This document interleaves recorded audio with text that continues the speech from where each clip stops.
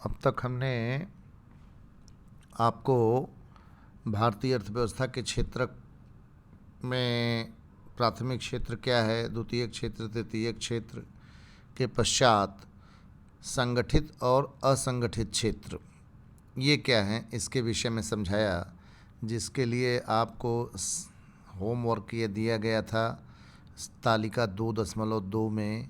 ये जिन जिन स्थानों पर रिक्त है उसे आपको संगठित और असंगठित क्षेत्रों के कर्मचारियों और प्राथमिक, द्वितीयक और तृतीयक क्षेत्र के बीच जो काम करने वाले लोग हैं उसके आधार पर आपको भरना था।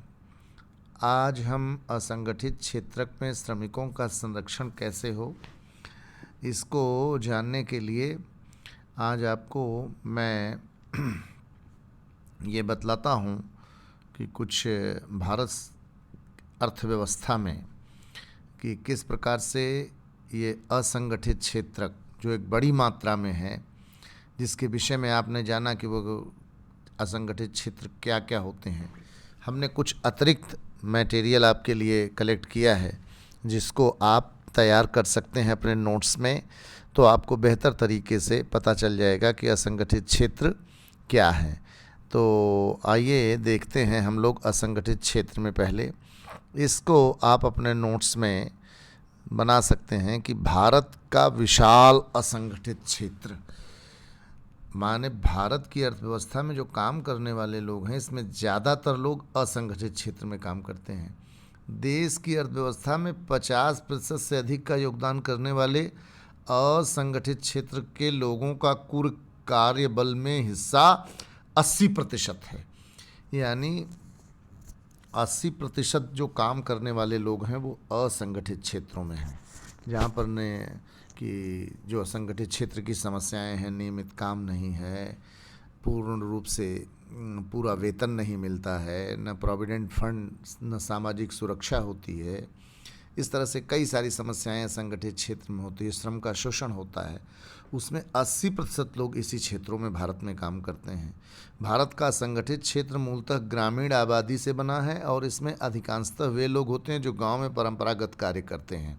गांव में परंपरागत कार्य करना जैसे खेती का काम है, बुनाई का काम है, और दर्जी हैं, नाई है, धोबी हैं, कारपेंटर है, लुहार है, कुम्हार है, इस तरह से दाना भूजने वाले हैं, रेडी पटरी लगाने वाले भी लोग हैं, वो सारे लोग इसमें आते हैं। गांव में परंपरागत कार्य करने वालों के अलावा भूमिहीन किसान और छोटे किसान भी इसी श्रेणी में हैं। उनको भी बहुत कोई पर्याप्त सुरक्षा जीवन की नहीं मिल पाती है। जो भूमिहीन हैं मजदूर और जो छोटे किसान हैं, यानी जिनके पास थोड़ी सी ज़मीन है। शहरों में कौन से लोग असंगठित क्षेत्र में आते हैं? अधिकतर खुदरा कारोबार, थोक कारोबार, विनिर्माण उद्योग, परिवहन, भंडारण और निर्माण उद्योग में काम करते हैं।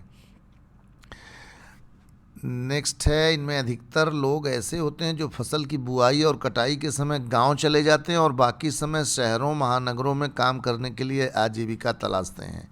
जैसे आपका परिवहन है, ऑटो चलाने वाले हैं, रिक्शा चलाने वाले हैं, या छोटे छोटे उद्योगों में काम करने वाले हैं। निर्माण उद्योग जैसे मकान बन रहा है, बांध बन रहा है, सड़क बन रही है, इस सब में जो काम करते हैं, निर्माण कार्यों में फ्लाईओवर बन रहा है, तो इसमें जो मजदूर आकर के काम करते हैं वो सभी असंगठित क्षेत्रों में आते हैं। भारत में लगभग 50 करोड़ का कार्यबल है, जिसमें 90% हिस्सा असंगठित क्षेत्र में काम करता है। 50 करोड़ में 90% लोग असंगठित क्षेत्र में हैं। इन उद्योगों में काम करने वाले श्रमिक 1948 के फैक्ट्री एक्ट, ये इम्पॉर्टेंट लाइन है, 1948 के फैक्ट्री एक्ट जैसे किसी कानून के अंतर्गत नहीं आते हैं। ये इम्पॉर्टेंट आप रखिएगा। भारत का जो कारखाना अधिनियम है, जिसको फैक्ट्री एक्ट कहते हैं, इसके अंतर्गत वे उद्योग जो अपने यहाँ श्रमिकों को रोज़गार देते हैं उन्हें बहुत सारे नियमों को फॉलो करना पड़ता है और उसी अनुरूप कर्मचारियों को, श्रमिकों को अपना वेतन उनको देना पड़ता है और बहुत सारी सुविधाएं देनी पड़ती हैं कानून के द्वारा। भारत सरकार के श्रम मंत्रालय ने असंगठित श्रम बल को व्यवसाय रोजगार की प्रकृति विशेष रूप से पीड़ित क्षेत्र श्रेणी और सेवा श्रेणी, इन 4 भागों में बांटा है। कौन कौन सी 4 भाग हैं? व्यवसायिक श्रेणी, इसमें छोटे और सीमांत किसान, भूमिहीन, खेतिहर मजदूर, पशुपालक, बीड़ी बनाने वाले श्रमिक, निर्माण और आधारभूत संरचनाओं में कार्यरत श्रमिक, बुनकर आदि आते हैं। रोजगार की प्रकृति श्रेणी में बधुआ मजदूर, प्रवासी मजदूर, दैनिक मजदूर आते हैं, कैजुअल लेबर। विशेष रूप से पीड़ित श्रेणी में सफाई कर्मी, सिर पर मैला ढोने वाले आदि आते हैं।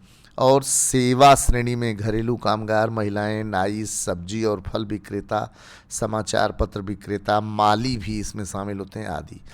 तो इस तरह से 4 श्रेणियां हैं: व्यवसायिक श्रेणी, रोजगार की प्रकृति श्रेणी, विशेष रूप से प्रेरित श्रेणी और सेवा श्रेणी। इसके बाद है असंगठित क्षेत्र के कर्मचारियों की, काम करने वाले मजदूरों की क्या प्रमुख समस्याएं हैं। इसमें देखिए पहली समस्या ये दी गई है, आप इसको पॉइंट आउट कर सकते हैं, अपने नोट्स में बना सकते हैं। बेहद कम आमदनी, ये है। असंगठित क्षेत्र में श्रमिकों की आय संगठित क्षेत्र की तुलना में न केवल कम है बल्कि कई बार तो यह जीवन स्तर के न्यूनतम निर्वाह के लायक भी नहीं होती है। इसके अलावा अक्सर कृषि और निर्माण क्षेत्रों में पूरे वर्ष काम न मिलने की वजह से वार्षिक आय और भी कम हो जाती है। इस क्षेत्र में न्यूनतम वेतन भी नहीं दिया जाता, जो कि कर्मचारियों को दिया जाना बाध्यकारी है। इसलिए न्यूनतम मजदूरी दरों से भी कम कीमतों पर ये कामगार अपना श्रम बेचने को विवश हो जाते हैं। वैसे भी हमारे देश में न्यूनतम मजदूरी की दरें वैश्विक मानकों की तुलना में बहुत कम है, तो जो न्यूनतम मजदूरी है वह भी नहीं मिलती है। दूसरा है अस्थायी रोजगार। इसके बारे में कई बार आपको बताया गया है कि जो दूसरी समस्या है वो अस्थायी रोजगार की है। अस्थायी रोजगार जिसमें कि उनको बराबर काम नहीं मिलता है। इसमें देखिए रोजगार स्थिरता न होने के कारण इनमें मनोरोग का खतरा भी संगठित क्षेत्र के कामगारों से अधिक होता है। इनके पास विभिन्न सरकारी योजनाओं का लाभ भी नहीं पहुंच पाता है। बिचौलियों और अपने नियोक्ताओं द्वारा भी इनकी उपेक्षा की जाती है। ये पॉइंट सब इम्पॉर्टेंट हैं, क्योंकि क्षेत्र में रोजगार की गारंटी न होने के कारण रोजगार का स्वरूप अस्थायी होता है, जो इस क्षेत्र में लगे कामगारों को हतोत्साहित करता है। इसीलिए लोग देखिए कहते हैं कि भाई ऐसी नौकरी करिए जिसमें परमानेंट जो है वो रोजगार मिलता रहे। तो इस तरह से आपने देखा श्रम कानूनों के तहत नहीं आते। अधिकांश असंगठित क्षेत्र श्रमिक ऐसे उद्यमों में काम करते हैं जहां श्रमिक कानून लागू नहीं होते, इसलिए इसकी कार्यदशा भी सुरक्षित नहीं होती और इनके लिए स्वास्थ्य संबंधी खतरे भी बहुत अधिक होते हैं, तो श्रम कानूनों के अंतर्गत नहीं आते। फिर है खतरनाक उद्यमों में भी सुरक्षा नहीं है, जिसमें विशेष रूप से बाल श्रम और महिलाओं के साथ अन्याय की सीमा तक असमानता और उनका शारीरिक, मानसिक, यौन शोषण आम बात है। कई व्यवसायों में स्वास्थ्य मानकों के न होने का मसला भी चुनौती के रूप में इस क्षेत्र से जुड़ा हुआ है। माचिस के कारखाने में काम करने वाले, कांच उद्योग में काम करने वाले, हीरा तराशने वाले, कीमती पत्थर पर पालिश करने वाले, कबाड़ बीनने वाले, पीतल और कांसे के बर्तन वाले, आतिशबाजी जो पटाखे बनाने वाले उद्यमों में बड़ी संख्या में बाल श्रमिक काम करते हैं। वे खतरनाक और विषाक्त रसायनों तथा जहरीले धुएं आदि के संपर्क में आकर श्वास संबंधी बीमारियों, दमा, आँखों में जलन, तपेदिक, कैंसर आदि जैसी जानलेवा बीमारियों का शिकार होते हैं। बढ़ती हुई जटिल आर्थिक सामाजिक व्यवस्था। तो इस तरह से आप देख सकते हैं कि ये मेन 5 जो समस्याएं हैं हमारे ख़ास करके असंगठित क्षेत्र के कामगारों की, उसमें प्रमुख है आपका कि बेहद कम आमदनी पहला पॉइंट है, दूसरा अस्थायी रोजगार, तीसरा श्रम कानूनों के तहत नहीं आते और चौथा है खतरनाक उद्यमों में भी सुरक्षा नहीं, और पांचवा है बढ़ती हुई जटिल आर्थिक सामाजिक व्यवस्था। अब इनको ठीक करने के लिए प्रधानमंत्री ये श्रम योगी मानधन पेंशन योजना ये प्रारंभ की गई है।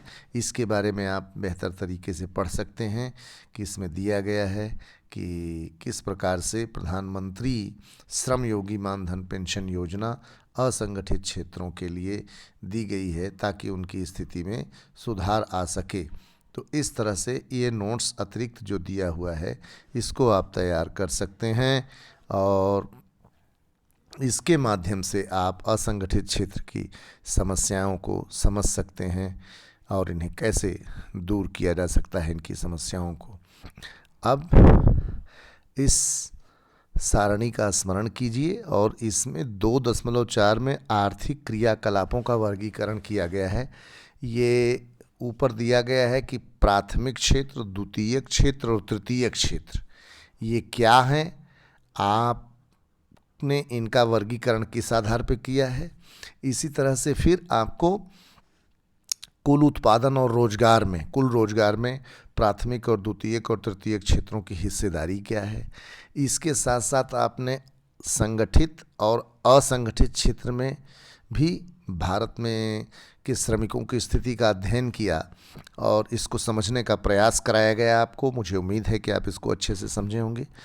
अब आपको तालिका 2.4 में ये होम असाइनमेंट दिया जा रहा है। इसको आपको करना है कि एक तरफ दिए गए हैं क्षेत्रक, जो आपने आर्थिक गतिविधियों के आधार पर पढ़ा, प्राथमिक, द्वितीयक और तृतीयक क्षेत्र और संगठित और असंगठित क्षेत्र। इसमें इस्तेमाल की गई कसौटी कार्य का स्वभाव के आधार पर ये क्षेत्रों के विषय में आपको अध्ययन करना है।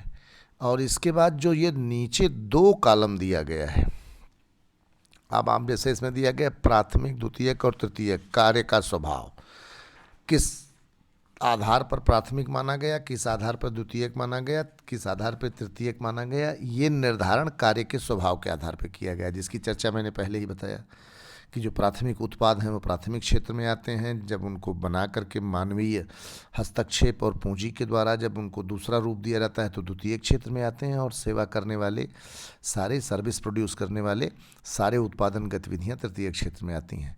अब आप तीनों क्षेत्रों में सबसे महत्वपूर्ण निष्कर्ष क्या निकालते हैं, प्राथमिक क्षेत्र का क्या निष्कर्ष निकालते हैं, द्वितीयक क्षेत्र का क्या निष्कर्ष निकालते हैं, तृतीयक क्षेत्र का, ये आपको तैयार करना है। अब इसमें प्राथमिक क्षेत्र का क्या निष्कर्ष निकालते हैं, जैसे निकलता है कि आज़ादी के समय 1950 में इनका योगदान हमारे कुल उत्पादन में ज़्यादा था, लेकिन जो है समय के साथ साथ इनका योगदान कम हो गया। और इंगित समस्याएं तथा उनका समाधान कैसे किया जा सकता है, प्राथमिक क्षेत्र की खास करके एग्रीकल्चर सेक्टर की क्या समस्याएं हैं और उनका समाधान कैसे कर सकते हैं, ये आपको तैयार करना है।